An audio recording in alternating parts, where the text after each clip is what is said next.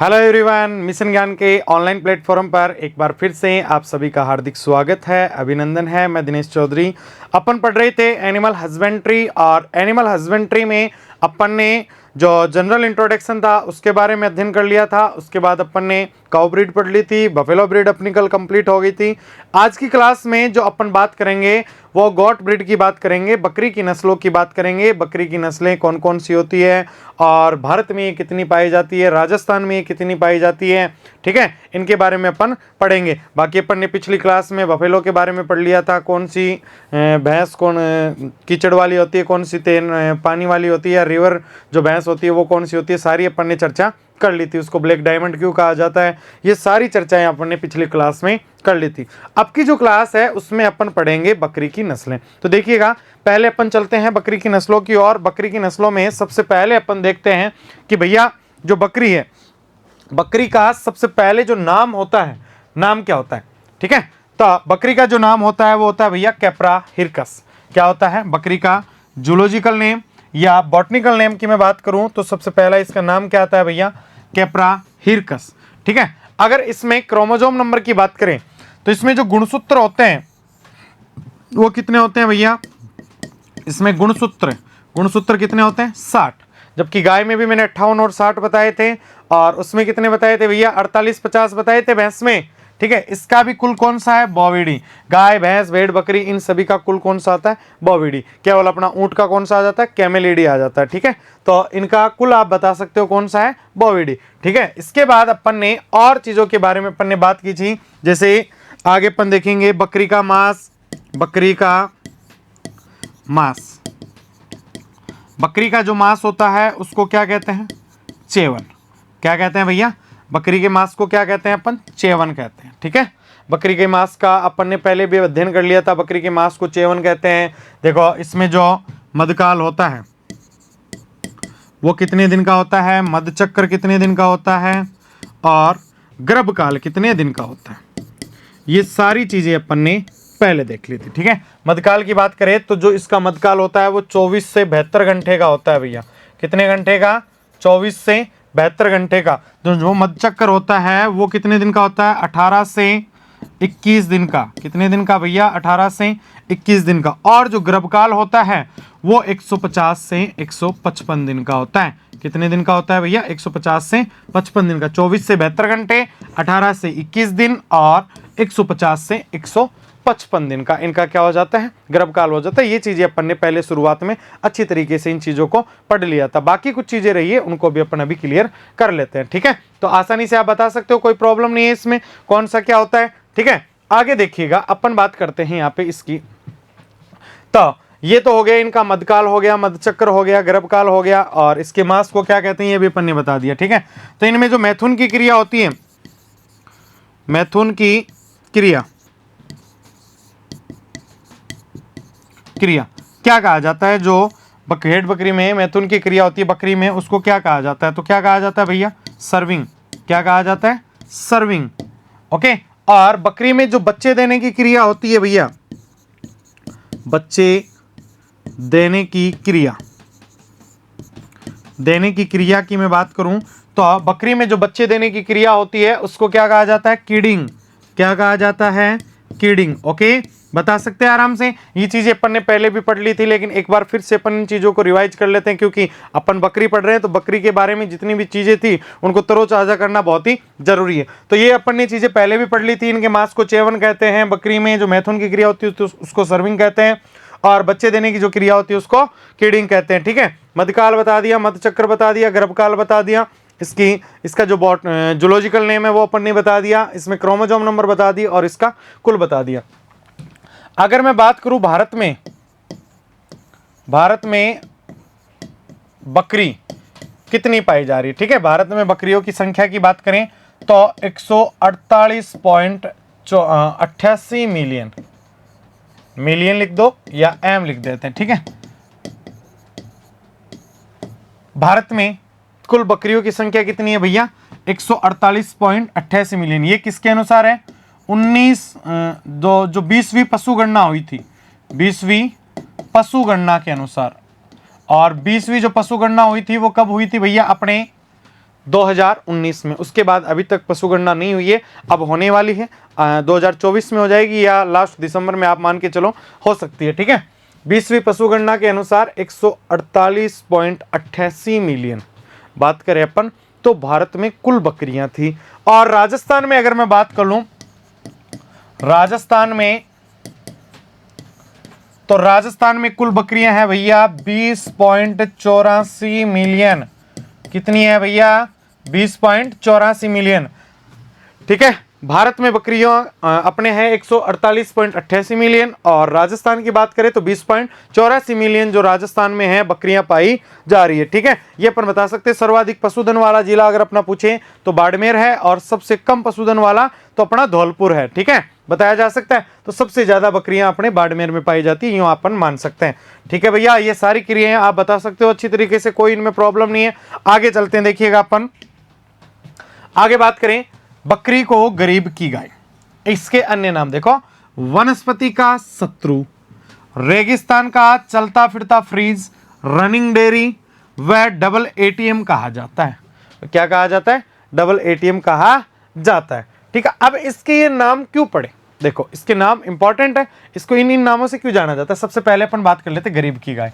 देखो, बात करें कम बजट में अच्छा उत्पादन देने वाली जो पशु है वो कौन सा है? बकरी। ठीक है, इससे दूध भी ले लेता है, और फिर बात करें तो भैया इससे मांस उत्पादन भी प्राप्त कर लेता है, तो ड्यूल पर्पज वाली है।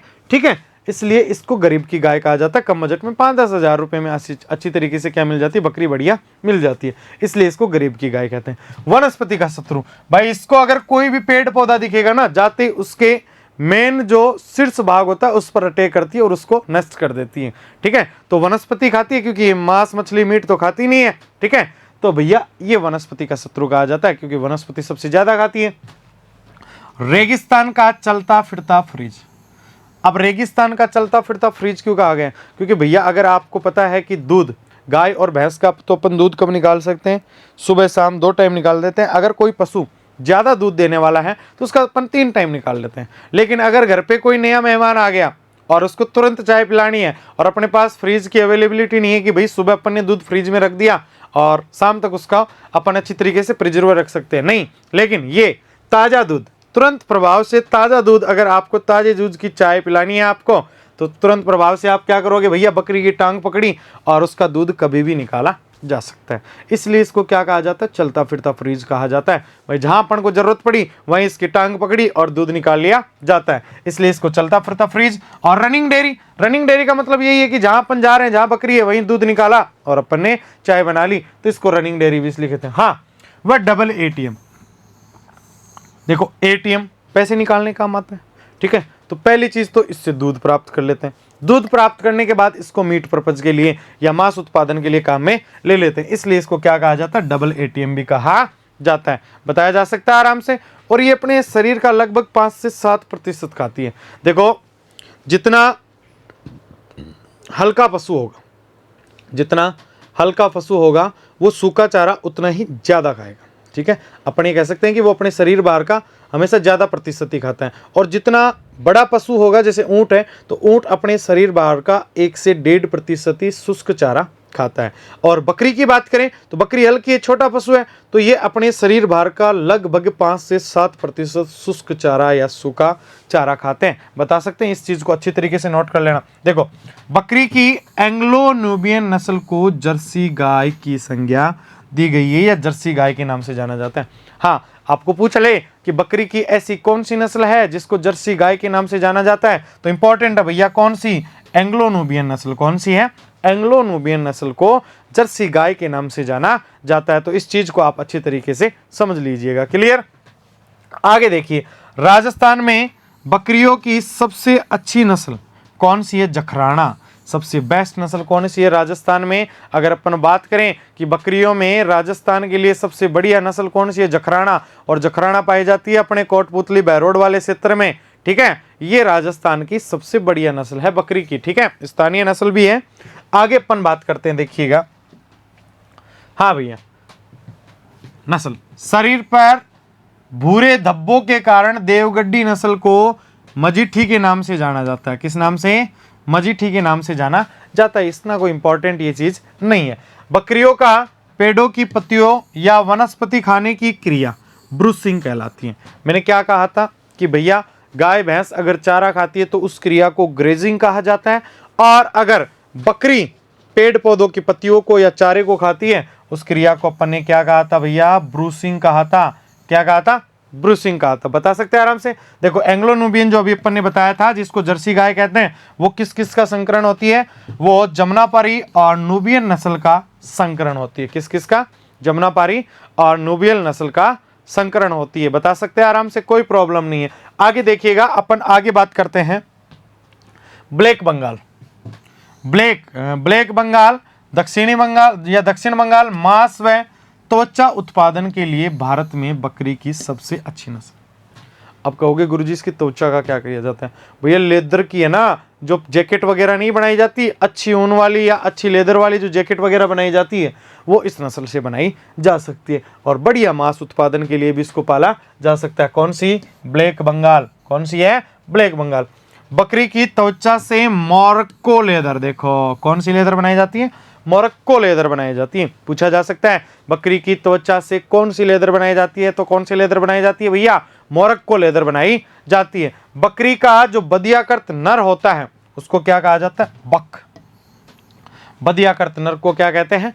बक कहते हैं। ठीक है, नरकिड, जैसे अगर प्रौढ़ नर हो गया बकरी का तो उसको नरकिड कहा जाता है। ठीक है, और नर उसको प्रौढ़ को भी यही कहते हैं, नरकिड वगैरह कह सकते हैं। ठीक है, तो ये हो गया बकरी का बदियाकृत नर को अपन बक कहते हैं।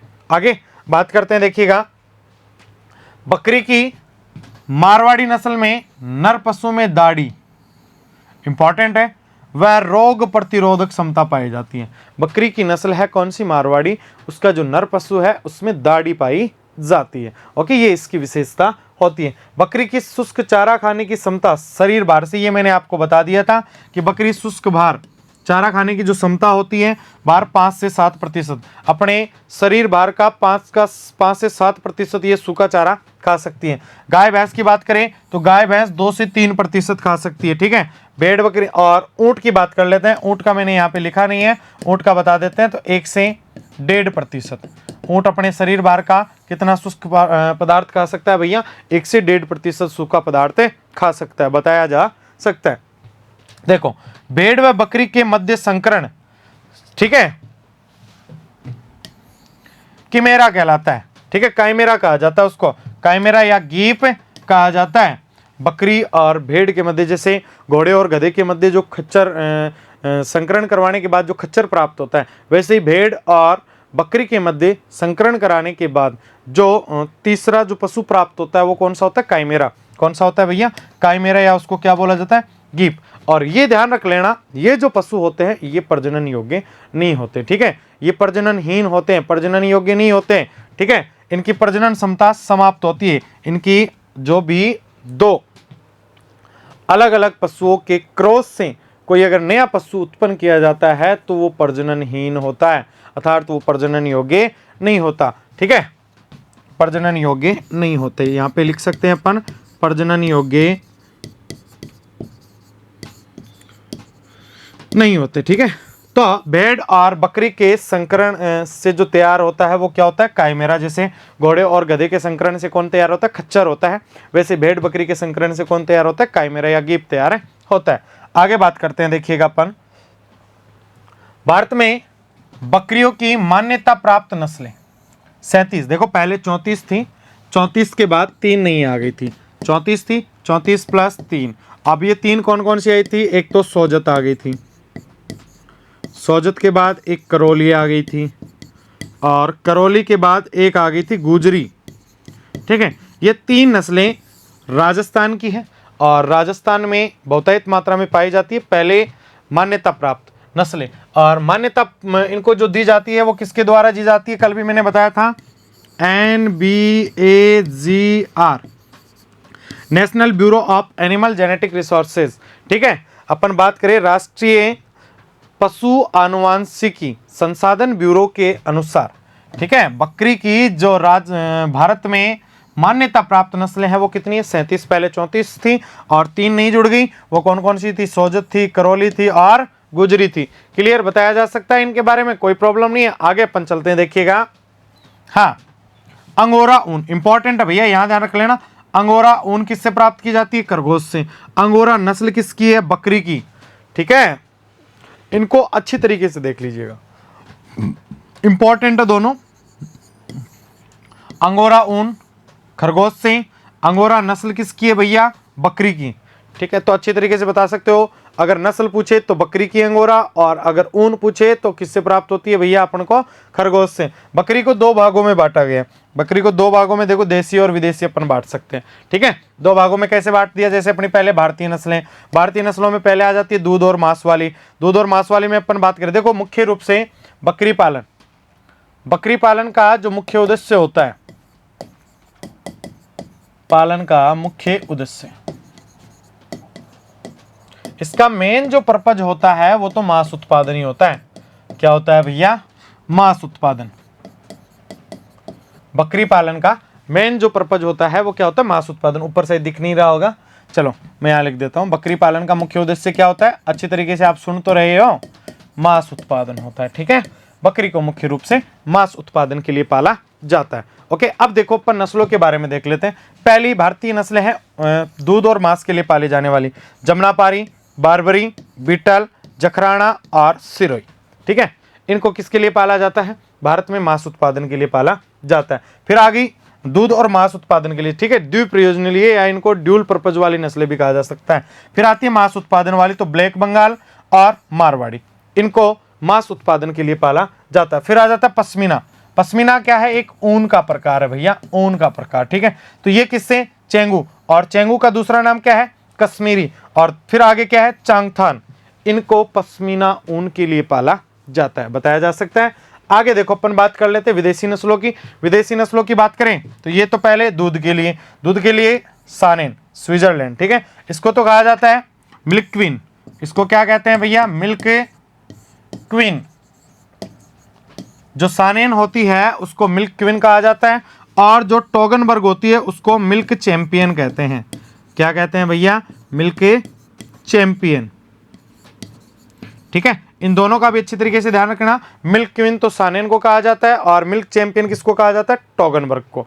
ठीक है, ये। और तीसरी आ जाती है एल्पाइन, जो कहाँ की है? फ्रांस की। ओके, अब आ जाती है बाल के लिए। बालों से क्या बनाई जाती है भैया? इनके बालों से अच्छी ऊन वाले वस्त्र बनाए जाते हैं। कुर्ती, तिब्बतन और डॉन, ये किसके लिए पाली जाती है? बाल के लिए। फिर आ जाती है मोहेर। मोहेर एक प्रकार की ऊन ही होती है, मोहेर प्राप्त की जाती है, जो उसके द्वारा अच्छे जो सर्दियों में पहनने वाले महंगे ऊनी वस्त्र बनाए जाते हैं। अंगोरा नस्ल, ठीक है, एशिया माइनर इसका क्या है? उत्पत्ति स्थान। ठीक है, अंगोरा से बढ़िया ऊन प्राप्त की जाती है।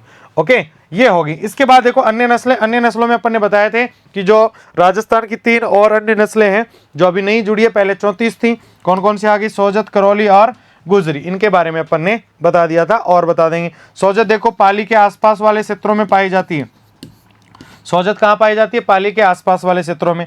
करौली, करौली क्षेत्र की स्थानीय नस्ल है, करौली जिले की स्थानीय नस्ल है। गुजरी, गुजरी की देखो अपन अगर बात करें तो अपना जो दौसा और ये सवाई माधोपुर की बात कर ले, या फिर एक अपना टोंक वाला जो एरिया आ गया, उसमें कौन सी पाई जाती है? गुजरी। ठीक है, ये एक जाति के आधार पर इसका नाम रखा गया है, गुजरी नस्ल। ओके, तो ये तीनों ही नस्लें राजस्थान में पाई जाती है।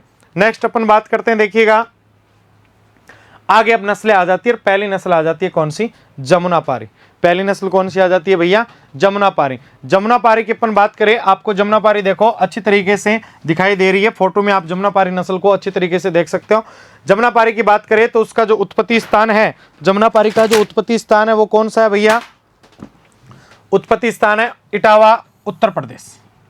इटावा कहाँ पे है? उत्तर प्रदेश में। ठीक है, इसका उत्पत्ति स्थान है। इसमें देखो रोमन नाक, तीखी नाक पाई जाती है, रोमन नाक पाई जाती है। ठीक है, तोतावटी मुख है, तोते के सम्मान इसका मुख होता है। देख लीजिएगा, आपको तोते के सम्मान इसका मुख दिखाई देता है। ठीक है, द्विकाजी नस्ल है। द्विकाजी का मतलब आप समझ गए, दूध और मांस के लिए पाली जाती है। ठीक है, दूध और मांस, या आप कह सकते हो ऊन और मांस के लिए, लेकिन ये दूध और मांस के लिए पाली जाती है।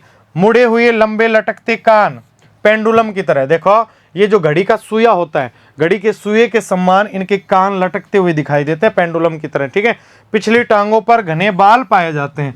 पिछली टांगे देखिएगा, इनकी टांगों पे देखो यहाँ पे खूब सारे बाल पाए जाते हैं, ये इसकी मुख्य विशेषता होती है। रोमन नाक पाई जाती है, तोतावटी इसका मुख होता है, ये द्विकाजी नस्ल होती है, मुड़े हुए लंबे लटकते कान होते हैं, पेंडुलम जो घड़ी के सुइए के समान, पिछली जांघों पर घने बाल पाए जाते हैं। ये जमुनापारी की मुख्य विशेषता है, अच्छी तरीके से आप बता सकते हो, कोई प्रॉब्लम नहीं है इसमें।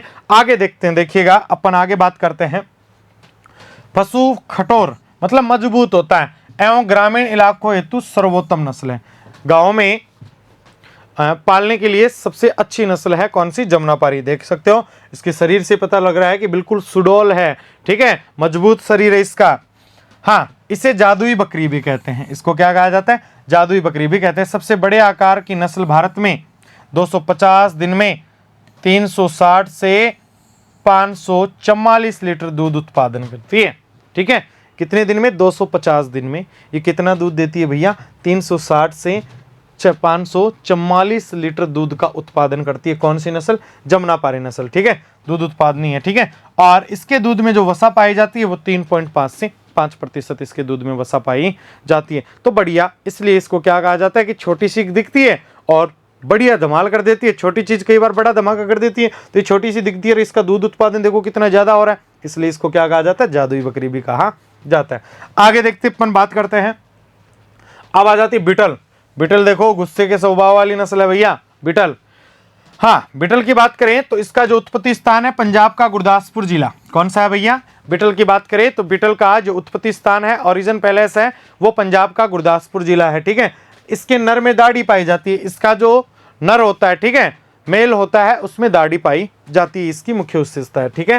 ये अपन ने देख लिया था। मादा में अनुपस्थित होती है, नर में दाढ़ी पाई जाती है, मादा में अनुपस्थित होती है।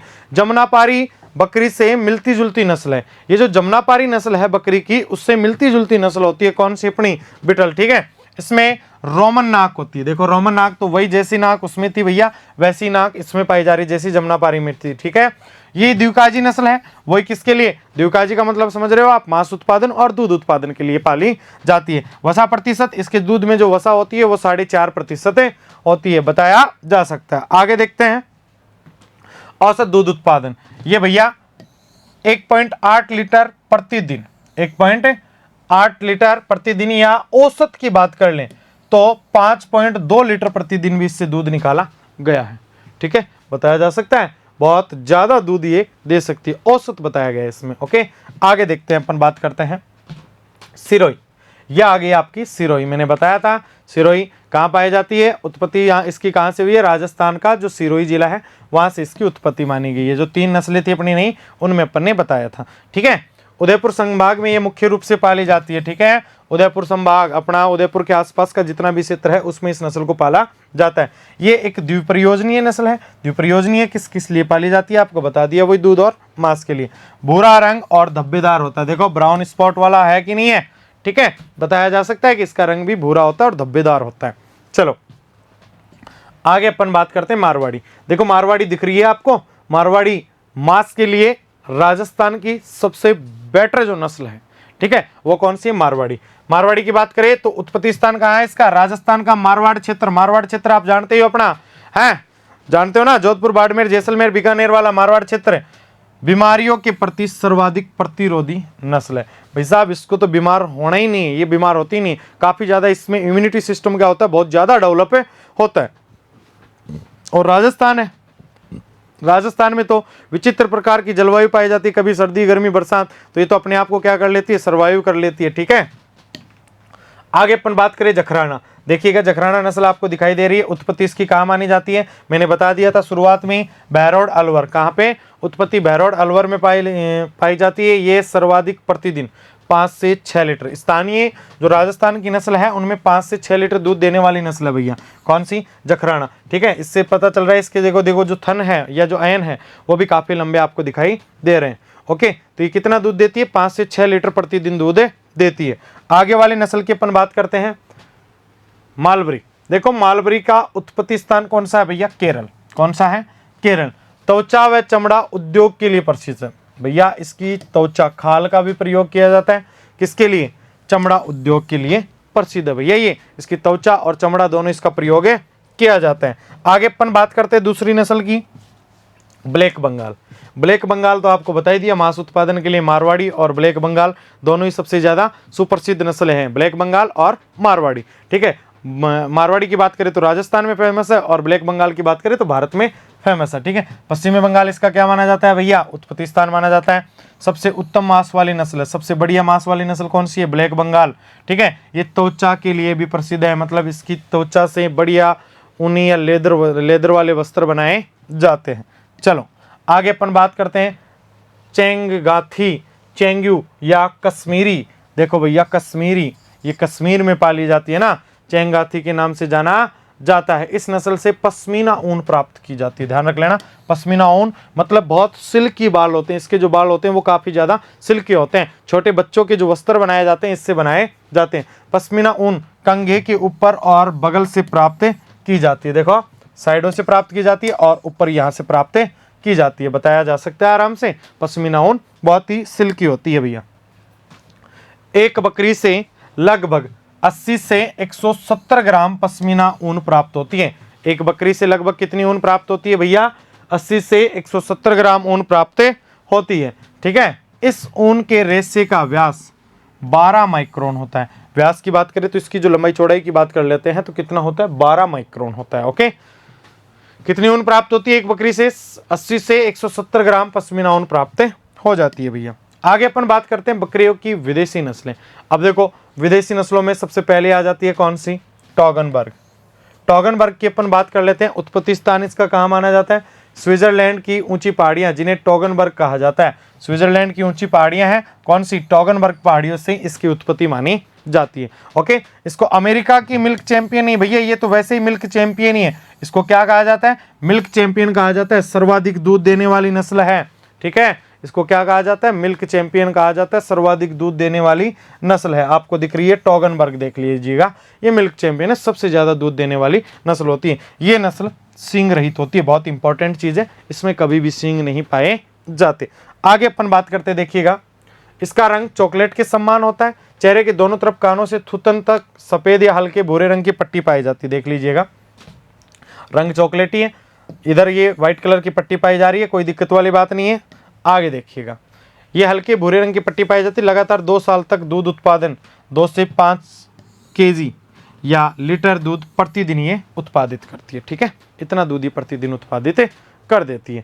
आगे अपन बात करते हैं दूसरी, देखिएगा बार्बरी नस्ल। ये आपको बार्बरी दिखाई दे रही है, पूर्वी अफ्रीका के ब्रिटिश सोमानिया का बार्बर क्षेत्र है ना, पूर्वी अफ्रीका के ब्रिटिश सोमानिया का बार्बर क्षेत्र इसका क्या माना जाता है भैया, उत्पत्ति स्थान माना जाता है। उत्पत्ति स्थान पूर्वी अफ्रीका के ब्रिटिश सोमानिया का बार्बर क्षेत्र। राजस्थान में कहाँ पाई जाती है, भरतपुर जिले में पाई जाती है। कहाँ पे भैया, भरतपुर जिले में। इसको सिटी गोट के नाम से जाना जाता है, बहुत इंपॉर्टेंट है। बार्बरी नस्ल को किस नाम से जाना जाता है, सिटी गोट। सिटी गोट क्यों कहा जाता है, क्योंकि शहरी क्षेत्रों में पालने के लिए बकरी की सबसे बढ़िया नस्ल है, इसलिए इसको सिटी गोट कहा जाता है। छोटी सी हिरण के समान दिखाई देती है। ठीक है, देख लीजिएगा हिरण के समान दिखाई दे रही है छोटी सी, इसके कान छोटे व हिरणी जैसे दिखाई देती है। ओके, ये मैंने आपको बता ही दिया, हिरण के समान ये दिखाई देती है। आगे अपन बात करते, देखिएगा 1 वर्ष या 12 से 15 माह में 2 बार बच्चे पैदा करती है। ठीक है, और दोनों बार जुड़वा बच्चे पैदा करती है। भाई अगर 12 महीने में 2 बार बच्चे दे रही है तो वैसे ही बेनिफिशियल होगी। और दूसरी बात, एक बच्चा नहीं देती, जुड़वा बच्चे दे रही है तो और ज़्यादा बेनिफिशियल होगी। ठीक है, 1 से 1.5 किलो दूध प्रतिदिन ये देती है। वसा इसके दूध में कितनी पाई जाती है, 5% पाई जाती है। नर में बड़ी मोटी दाढ़ी पाई जाती है, इसका जो मेल होता है उसमें बड़ी मोटी दाढ़ी पाई जाती है। ओके, बताया जा सकता है। आगे अपन बात करते, देखिएगा सानेन। इसको मिल्क क्वीन कहा जाता है। क्या कहा जाता है भैया, मिल्क क्वीन कहते हैं। मिल्क चैंपियन तो कौन सी गई अपनी, टॉगनबर्ग गई, और इसको कहा जाता है मिल्क क्वीन। ठीक है, उत्पत्ति इसकी कहाँ से मानी जाती है, स्विट्जरलैंड से मानी जाती है। इसको मिल्क क्वीन, दूध की रानी कहा जाता है। ये अपन ने बता दिया। नर व मादा में दोनों में दाढ़ी पाई जाती है, देखो ये दाढ़ी इसमें यहाँ पे पाई जाती है। ठीक है, गर्मी सहन नहीं कर सकती ये, और टॉगनबर्ग दोनों ही गर्मी तो सहन नहीं कर सकती क्योंकि ठंडे प्रदेशों की नस्लें हैं। ओके, 800 लीटर दूध उत्पादन प्रति ब्यात ये कितना दूध उत्पादित करती है भैया, 800 लीटर दूध उत्पादित करती है। बहुत अच्छा दूध उत्पादन ये करती है। आगे अपन बात करते हैं, देखिएगा दुग्ध काल लगभग इसका कितने दिन का होता है, 250 दिन का होता है। ठीक है, ये अधिक दूध उत्पादन वाली नस्ल है। वसा इसमें कितनी पाई जाती है, 3.5% इसके दूध में वसा पाई जाती है। बताया जा सकता है आराम से, कोई प्रॉब्लम नहीं है। आगे देखिएगा अपन बात करते हैं अंगोरा, अंगोरा नस्ल आ गई। अंगोरा नस्ल बकरी की है और अंगोरा ऊन खरगोश से प्राप्त की जाती है, ये मैंने आपको पहले कह दिया था। अंगोरा नस्ल बकरी और अंगोरा ऊन ये खरगोश से प्राप्त की जाती है, ठीक है। ये अपन ने पहले ही चर्चा कर ली थी, इसका विशेष ध्यान रखना। देखो इसकी उत्पत्ति की बात करें तो इसकी उत्पत्ति कहाँ से मानी जाती है? मध्य एशिया से इसकी उत्पत्ति मानी जाती है। मध्य एशिया या टर्की से इसकी उत्पत्ति मानी जाती है। इस नस्ल की बकरियों से मोहर प्राप्त की जाती है, ठीक है। मोहर एक प्रकार की ऊनी होती है, देखो आपको ऊन दिख रही है, कितनी अच्छी इसके सिल्की ऊन प्राप्त होती है।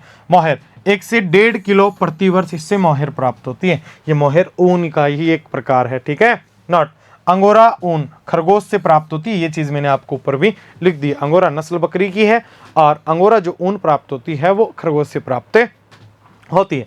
आगे देखते हैं अपन।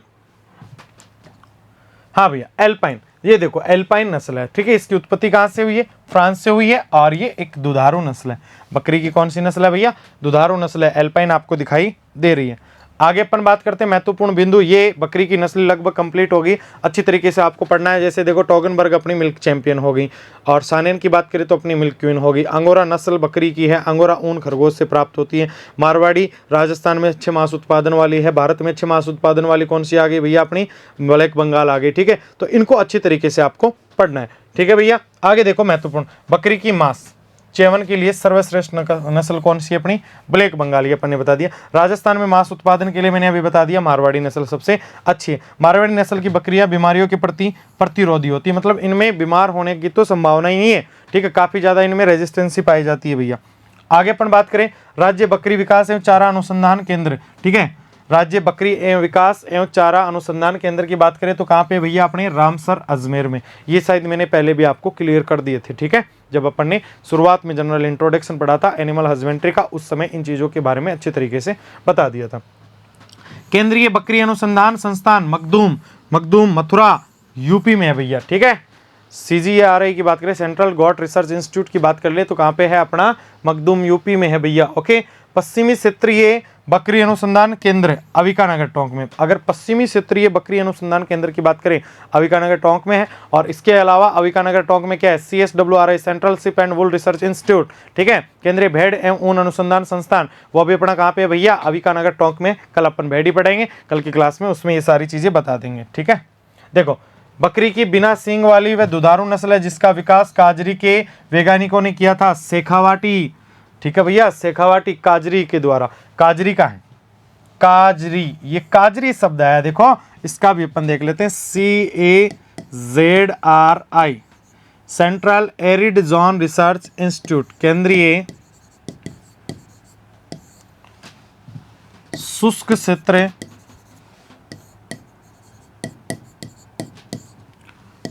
अनुसंधान संस्थान, केंद्रीय शुष्क क्षेत्र अनुसंधान संस्थान, central arid zone research institute. कहाँ पे भैया? मंडौर जोधपुर के। कहाँ पे है? मंडौर जोधपुर। तो भैया इसकी बढ़िया देखो कौन सी नस्ल? बकरी की बिना सींग वाली और दुधारू नस्ल जिसका विकास किसने किया है? काजरी के वैज्ञानिकों ने किया है। और वो नस्ल कौन सी है? शेखावाटी, ठीक है भैया। बता सकते हैं राजस्थान में बकरी की छोटे आकार की जो नस्ल है वो कौन सी है? अपनी सिरोही। आपको क्वेश्चन यहाँ से पूछा जा सकता है, इसीलिए आपके लिए इंपॉर्टेंट टॉपिक यहाँ पे लिखे गए हैं। राजस्थान के लिए बकरी की सर्वोत्तम नस्ल जखराना, उत्पत्ति राठ क्षेत्र बहरोड अलवर मानी जाती है, ये आपको पहले भी बता दिया गया है। तो इन चीजों को अच्छी तरीके से नोट कर लेना भैया। नागौर जिले के वरुण गांव की बकरियां देश भर में प्रसिद्ध है।